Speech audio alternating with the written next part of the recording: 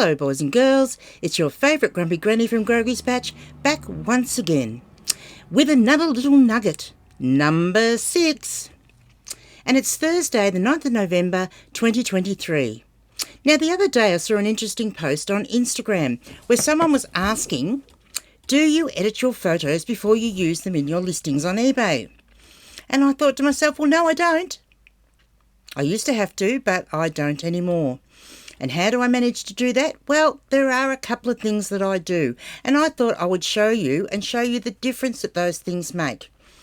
So the two things that I do are, and the best one that I do that makes the most difference is that I use a grey carpet, and it doesn't actually matter whether it's carpet or not. It's more the fact that you are using something grey as your background for when you are photographing, and it's a mid-grey colour, so I use a carpet for my background, and I'll show you some photos of it over here somewhere. Anyway, it'll appear.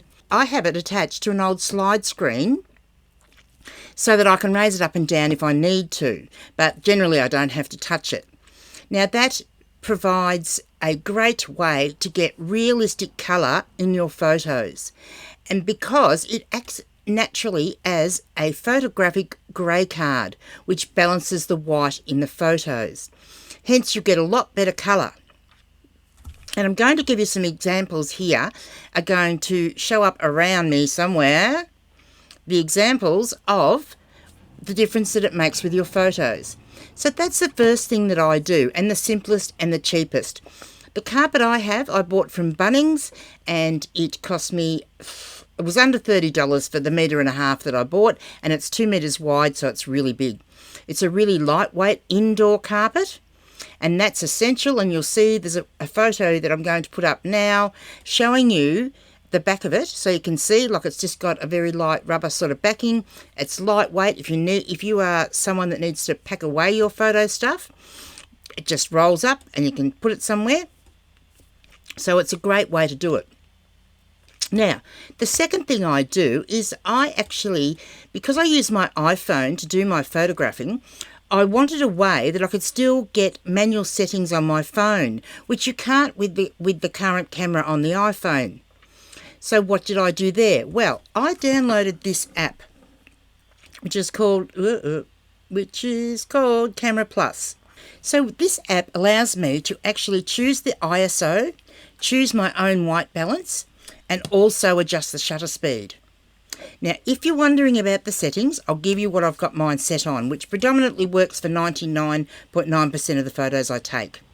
Because I'm using the background, that takes away a lot of the issues. And then I use this camera app. There is a free version, but I have paid for the extra version because you can actually save the settings and you don't have to put them in fresh every time. So the settings that I have got mine on currently are the white balance. I have it set on 5,000, the shutter speed on 250, and the ISO is on 400. And that gives me the best type of photos that I can do. So when I take my photos, I then just upload them straight to my computer, which is something I'm going to tell you about tomorrow, how I do that. But for now, I'm just going to tell you that basically I take my photos, upload them straight to my computer, and I can use them straight away. I don't have to remove the background. I don't have to adjust the brightness, lightness, contrast, or anything like that.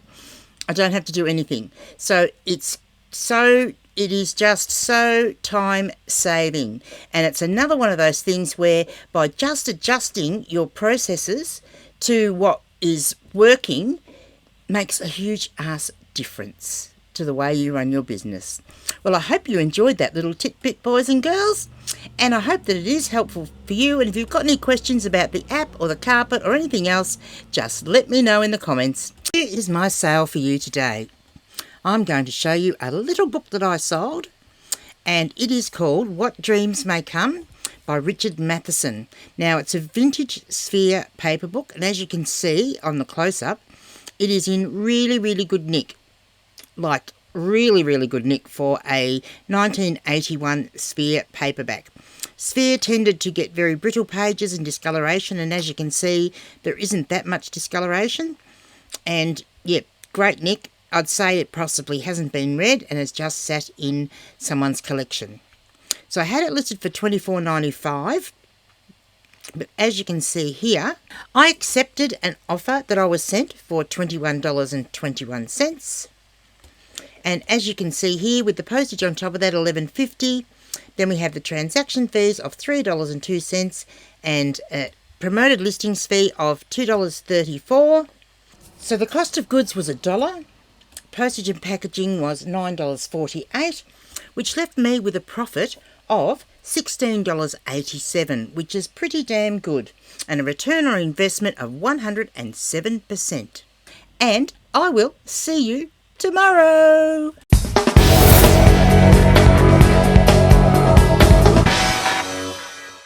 But what I found, and I think Wayno touched on it yesterday, one of the people in the group chat chatted about yesterday, was that when you sell something promoted, when they go to check out, that eBay will actually show you, or the person that's bought something, competitors' items, and if they're cheaper, because they're in essence promoting those items after they've made the sale. Yes. They'll cancel your sale and say, hey, look, I'm going with Blake because he's $5 cheaper, and eBay didn't show me this before.